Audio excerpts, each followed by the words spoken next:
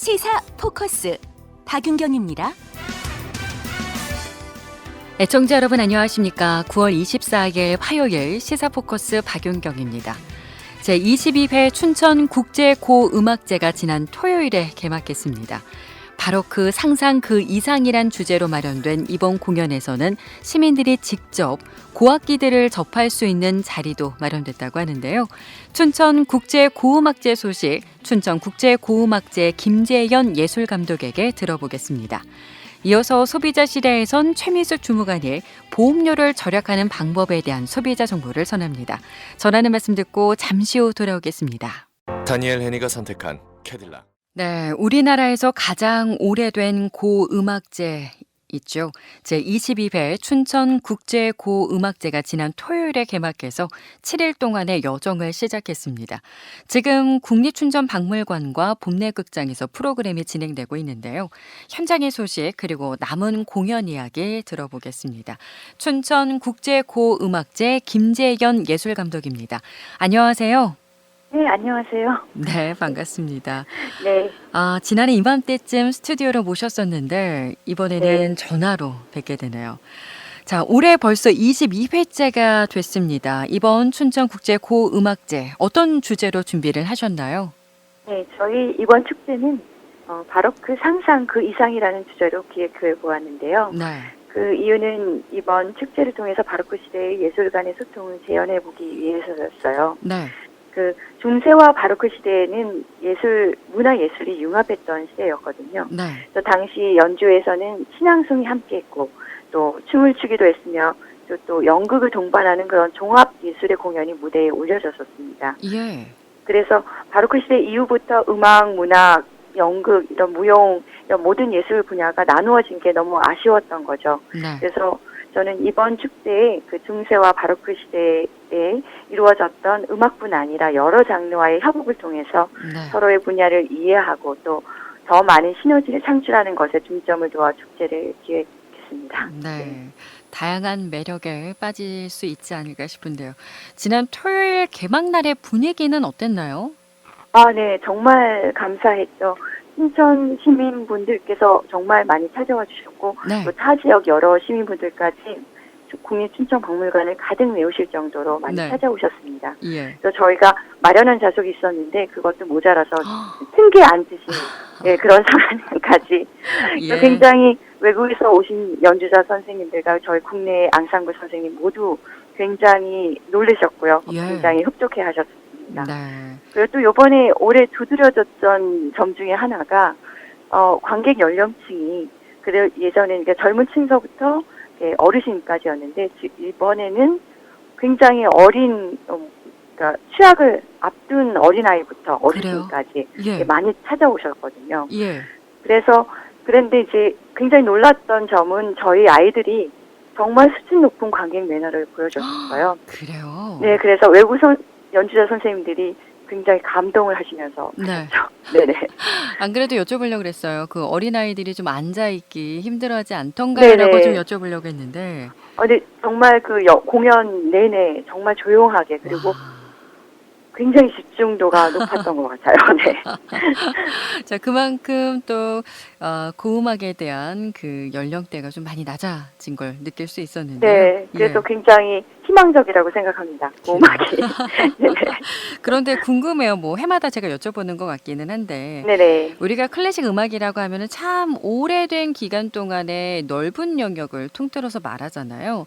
그 네. 중에서 고음악제라고 하면 어느 시대를 좀 이야기를 하는 건지 네. 궁금해요. 저희가 고음악이라고 하면 고전 음악이랑 많이 차이점이 무엇이냐고 물어보시는 분이 많이세요. 네. 고음악제는 중세부터 바로크 시대를 이야기합니다. 중세부터. 약 바하가 생존했던 시기까지를 얘기할 수가 있는 거죠. 네. 네, 그래서 바로크 시대에는 오페라가 탄생했고 그리고 또 협주곡과 같은 많은 기악곡이 발전했던 그런 시기였습니다. 예. 그래서 그 모차르트나 저희가 아는 베토벤 등 고전 음악가들에게 굉장히 많은 영향을 끼쳤었죠. 그렇군요. 자, 고음악제답게 지금은 보기 힘든 특별한 악기를 만나볼 수 있다면서요? 네, 맞습니다. 저희 개막 공연에서 그 건반 악기인 하프시코드와 포르테피아노 이 두 악기를 한 자리에서 들어볼 수 있었는데요. 네. 이 중 포르테피아노는 춘천에서 첫 선을 보이게 돼서 관객분들에게 많은 관심을 받게 된 것 같습니다. 예. 이 두 악기의 차이점 잠깐 설명해 드려도 될까요? 그럼요. 네네. 그 바로크 시대에서는 현을 뜯었던 방식의 건반악기 하프시코드가 굉장히 바하와 핸델을 비롯하여서 사랑을 받았었는데요. 네. 그 다음에 왔던 악기가 바로 그 포르테피아노라고 해서 요즘 피아노의 조음 장치처럼 두들겨서 소리를 내는 그런 조음 장치를 갖고 있었어요. 예. 그래서 바흐의 차남 아들들과 그리고 볼프강 아마데우스 음악의 신동이라고 불리는 모차르트, 하이든 등의 사랑을 많이 받았었죠. 네. 네. 이번에는 특히 그 개막 공연에서 등장했던 포르테피아노가 그 18세기 후반에서 빈에서 활동했던 포르테피아노 제작자였던 안톤 발터의 악기가 복원된 악기였는데요. 네. 그 안톤 발터의 악기는 모차르트 악기로 불려졌던 악기였습니다. 네. 아니 하프시코드, 포르테피아노 아마 춘천 시민분들 대다수가 처음 보시지 않았을까 싶은데 네. 예. 소리에도 차이가 좀 나나요? 소리가 굉장히 많이 차이가 나죠. 왜냐면 하프시코드 같은 경우에는 이렇게 뜯는 듯한 조음 장치가 있기 때문에 예. 하프나 기타처럼 이렇게 뜯는 소리가 나서 아. 맑고 영롱한 소리가 나죠. 아, 네. 그렇군요. 그리고 포르테피아노는 요즘에 피아노와 비슷하기 때문에 혀를 이렇게 쳐서 나는, 두드려서 나는 그런 조음 장치가 있기 때문에 요즘 피아노 소리와 비슷한데 약간 맑고 음색이 다양합니다. 아, 이런 악기를 연주하시는 분들이 많이 계신가요? 사실 국내에서도 지금 요즘에 많이 공부를 하고 들어오시고 계신데요. 예. 다른 클래식 연주가 선생님들에 비한다면 굉장히 적은 수죠. 정말 귀한 자리가 아니었을까 싶은데요. 네, 맞습니다. 자, 그리고 더불어서 바로크 시대는 이 종합예술의 시대였는데 이번 축제에서도 아까 잠깐 말씀하셨어요. 신앙송, 춤과 연극 등 이런 종합예술 무대들을 좀 다시 한번 만나볼 수 있다고 하셨는데 기대가 되네요. 네, 저희 9월 26일에 그런 음악 오르페오 공연이 준비되어 있는데요. 네. 이 공연은 그리스 신화 오르페오스의 전설을 소재로 한 극과 음악이 함께하는 공연입니다. 네. 그래서 저희가 이번 뜨거운 여름 동안에 연출가 선생님 그리고 작가, 또 연주팀 그리고 배우 이렇게 함께 작업을 했었습니다. 네. 네. 그리고 또 9월 27일에는 저희가 바흐를 주제로 한 공연이 있는데요.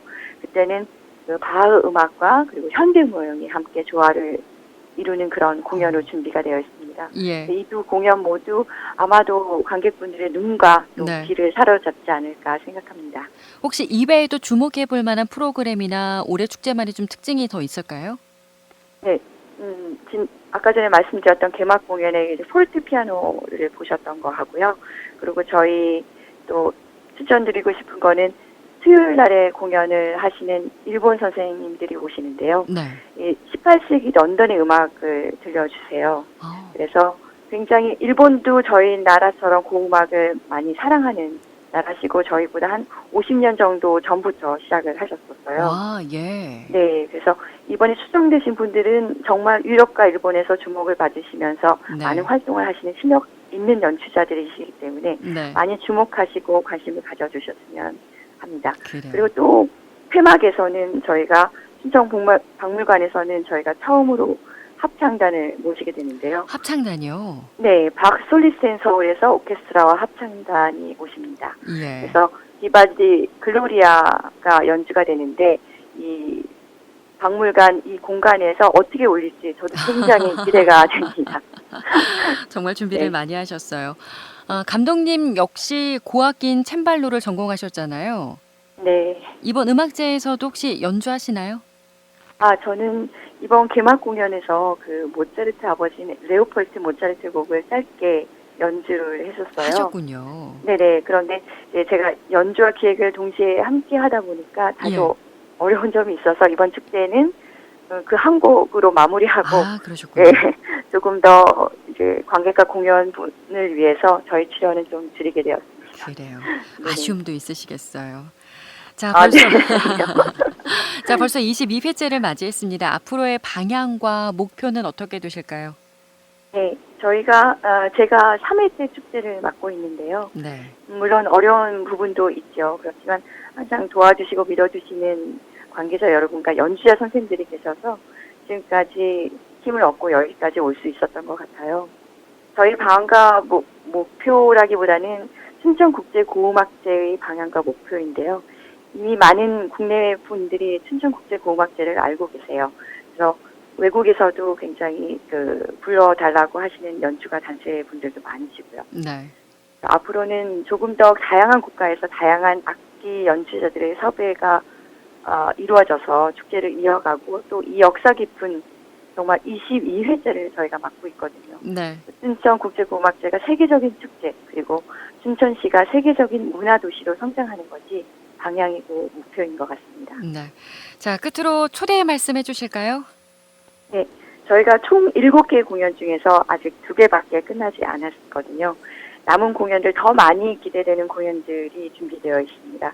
오늘부터 토요일까지 국립춘천박물관과 춘천봄내극장에서 관객 여러분들을 만나 뵙고 싶은데요.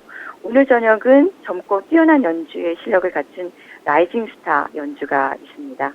그리고 또 한 가지 이번 공연에서 주목할 점은 어서와 고어악기는 처음이지라는 프로그램이 있습니다. 네. 네, 이 프로그램은 고음악 악기를 가까이에서 직접 만나보고 연주가와 함께 악기에 대해서 알아보는 시간인데요. 네. 사실 지난 일요일 날 한번 진행을 했었습니다. 그때 저는 조금 그래도 장년층에 궁금하신 분들이 오실 줄 알았어요. 네. 근데 어린아이들이 굉장히 많이 와 있더라고요. 한 4살 정도부터 예. 시작을 해서. 그래서 저는 이렇게 견학을 온 줄 알았어요, 사실은. 예. 그랬는데 이제 어서와 고악기는 처음이지를 시작합니다 했을 때 그 어린 친구들이 몰려드는 거예요, 악기에. 그래서 제가 정말 깜짝 놀랐거든요. 네. 그래서 이제 설명을 하는데 아이들이 굉장히 질문도 많고요. 그리고 예. 굉장히 흥미롭고, 그리고 템발로에는 왜 페달이 없어요? 포르테피아노 같은 경우는 페달이 밑에 있는 게 아니라 무릎 바로 있는 부분에 있어요. 위치하고 네. 건반 밑에. 그래서 무릎을 올려서 그 페달을 눌러야 되는 거거든요. 예. 그래서 그거를 아이들이 눌러보면서 그 페달이 울림도 들어보면서 와. 굉장히 흥미로웠던 시간이었던 예. 것 같습니다. 그래서 예. 이 친구들이 벌써 4살부터 네. 시작을 이렇게 고악기를 알아간다면 네. 정말 미래에는 더 많은 바로크 연주자들이 나오지 않을까 네. 그런 생각이 들었었어요. 예. 그래서 저희가 앞으로 또 진행되는 그 고악기는 처음이지는 9월 24일 오후 6시 15분에 다시 중세 리코더 악기와 그리고 타악기를 알아보는 시간을 갖고 있습니다. 네. 많이 와주시면 좋을 것 같고요. 그리고 네. 공연 1시간 정도 전에 오시면은 저희가 항상 그 하프시코드에 대한 설명을 들려드리도록 하겠습니다. 아, 그래요. 이번에 그 어린 친구들이 관심이 많다는 걸 아셨으니까 네네. 내년에 준비하실 때는 그 어린 친구들을 위한 프로그램도 좀 고민을 하시면 좋을 것 같아요. 네, 그런 생각을 갖고 있습니다. 네. 네, 알겠습니다. 자, 이번 축제 잘 성황리에 마무리되길 바라겠습니다. 오늘 말씀 고맙습니다. 감사합니다. 네, 지금까지 춘천 국제고음악제 김재연 예술감독이었습니다. 여러분은 지금 생방송 시사 포커스 박윤경입니다를 듣고 계십니다. 네, 매주 화요일 이 시간은 각종 소비자 민원과 분쟁 사례를 알아보고 있죠. 지금은 소비자 시대인데요. 강원도 소비생활센터 최미숙 주무관 만나보도록 하겠습니다. 안녕하세요. 네, 안녕하세요. 이번 주는 어떤 이야기 나눠볼까요? 예, 제가 방송에서 보험 이야기를 많이 한 것 같은데요. 네. 이제 보험료를 절약을 하거나 할인을 받을 수 있는 방법, 이 내용에 대해서는 제가 말씀을 못 드린 것 같아요. 네. 그래서 오늘은 이제 금융소비자 리포트에 나와 있는 전문가가 냈던 그 글을 중심으로 제가 보험료를 절약받고 할인받을 수 있는 방법에 대해서 말씀을 드리도록 하겠습니다. 보험이라는 게 지금 나의 가계 형편에 맞춰서 가입하는 것보다 가입의 우선순위에 따라서 가입하는 게 현명하다면서요? 네, 그렇습니다. 사실 보험의 본질은 사실은 원래 위험 보장이잖아요. 네. 그래서 보장성 보험을 우선 가입해야 되는데 많은 사람들 특히 저도 그런 시행착오를 했는데요. 지금 현재 내 소득에 따라서 보험을 막 가입을 했단 말이에요. 근데 이 소득이라는 게 일정할 수도 있겠지만 어느 부분에 가서는 병원비 지출이 소득은 일정하다 하더라도 내 지출이 달라지거나 이럴 수 있는 경우가 있잖아요. 네. 그러면 많은 사람들이 부담이 되면 가장 먼저 또 해지를 먼저 하게 되는 게 바로 보험이잖아요. 그래서 보험을 가입할 때는 기본적으로 보장성 보험을 우선해서 가입을 하고요. 필요한 보장성 보험을 가입한 이후에 그래도 여유가 있다. 이럴 때 저축성 보험 형태로 보험을 가입하는 게 보험료를 절약할 수 있는 방법이 되겠고요. 네. 같은 보장성 보험이라 하더라도 이제 사업비가 적게 부과가 된 보험이 있어요. 보험 가격 지수가 낮은 보험이 있는데 네. 이런 경우가 보험료가 저렴하거든요. 그러니까 이른바 가성비가 좋은 보험을 먼저 선택해서 가입하는 게 현명한 방법이 되겠습니다. 보장성 보험하고 네. 저축성 보험하고 네. 예를 들어서 좀 소개를 해주실래요? 이런 거죠. 보장성 보험이라 그러면 특별히 내가 질병이라든가 건강 이런 것들이 염려가 되잖아요. 그래서 네. 앞으로 어떤 문제가 생길 수 있는 암보험을 가입을 한다거나 네. 아니면 의료 뭐 실비보험을 아. 가입한다거나 예. 재해에 관련돼서 내가 다치거나 이래서 어떤 미래에 일어날 수 있는 그런 것들에 대해서 보장을 해주는 보험의 본질 자체가 위험 보장이잖아요. 예. 그래서 내 신체에 관한 문제, 재난에 관한 문제, 건강에 관한 문제 이런 거를 가입하는 거고요. 저축성 보험의 대표적인 것들은 아무래도 종신보험이나 아, 연금보험 예. 그리고 실제적으로 저축에 관련된 보험을 드는 그런 경우도 있잖아요. 네. 이런 것들이 나중에 그 보험료를 납입을 하고 네. 10년, 20년 지난 이후에 나에게 어떤 저축의 형태로 아. 받게 되는 이런 것들이 저축성 보험의 그런 일환이 되겠죠. 그래요. 아, 그런데 왜 제 주변 사람들 다 이렇게 종신보험에 가입이 되어 있는지 보면요. 사실 그 보험료라는 게 상당히 부담이 되거든요. 네. 이게 불필요한 보험이라든가 아니면 특약 같은 것만 정리를 잘해도 보험료가 좀 많이 낮춰질 수 있을 것 같아요. 네.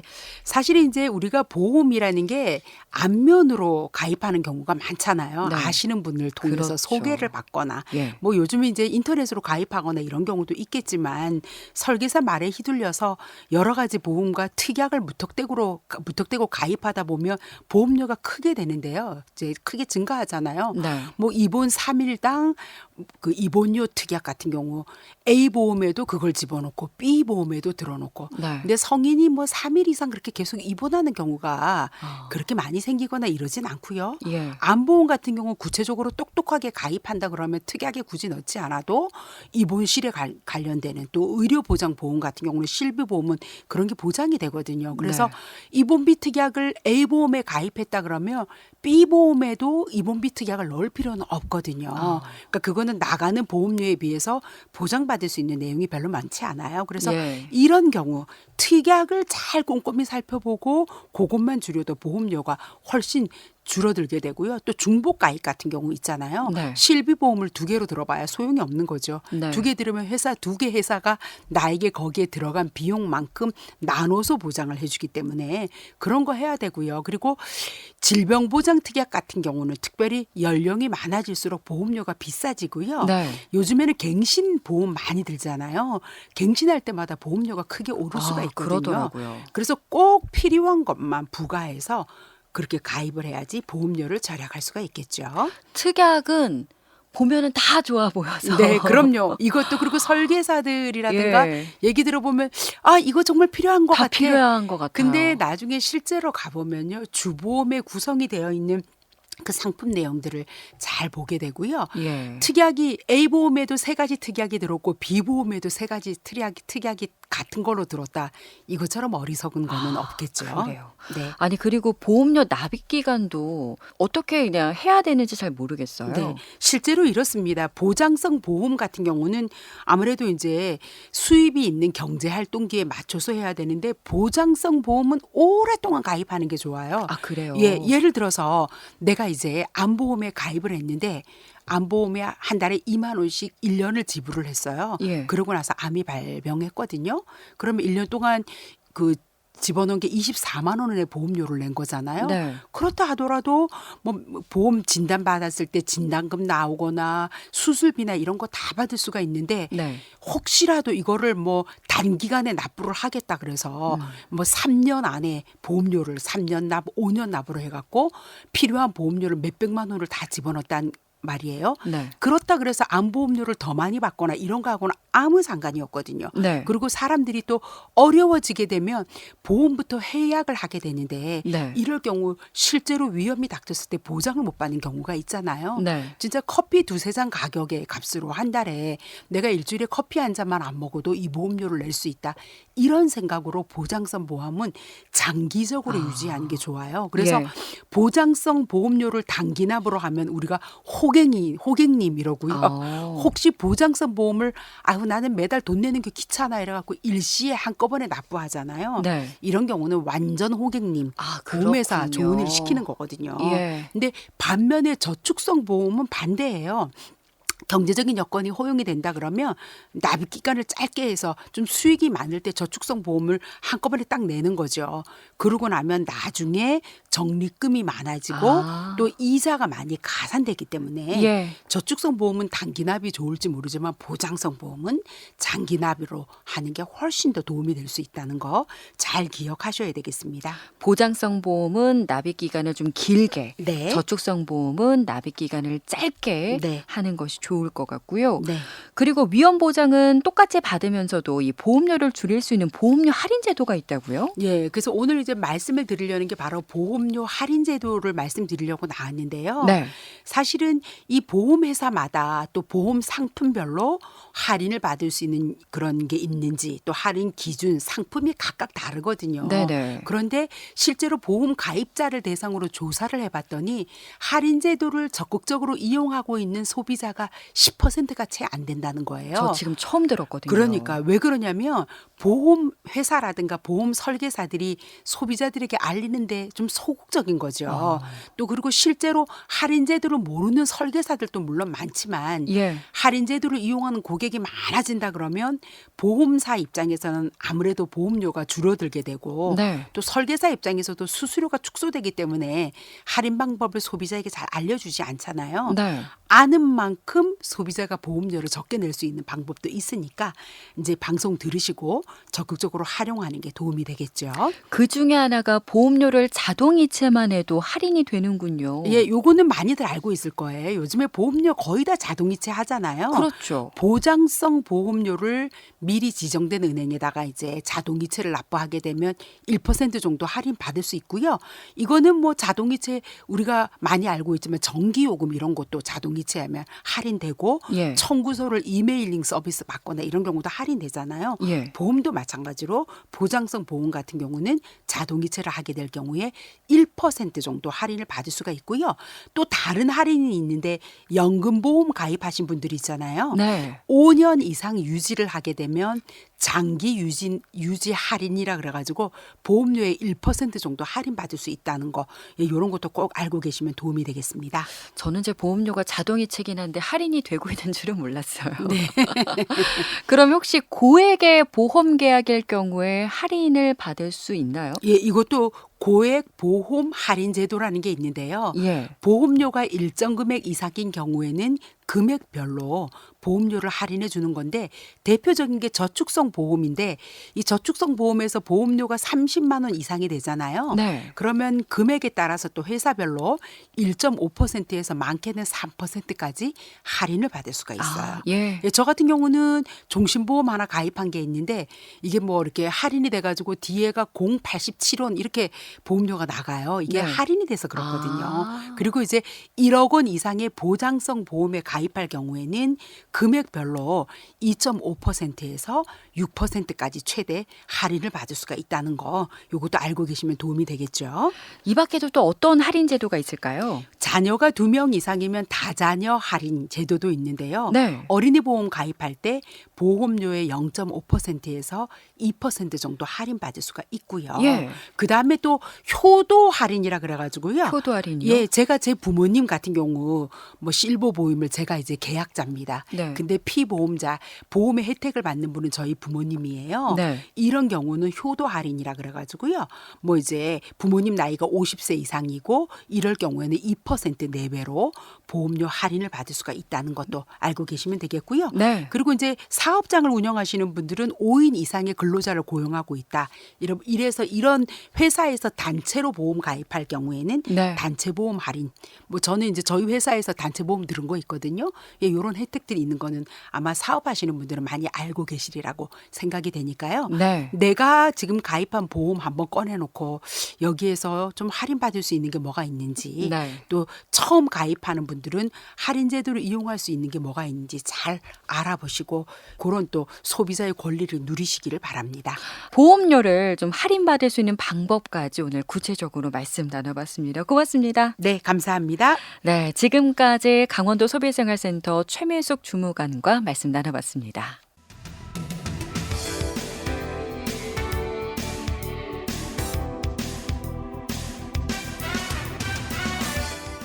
네, 시사포커스 박윤경입니다. 오늘 소식 여기까지입니다. 저는 내일 낮 1시 30분에 다시 찾아뵙겠습니다.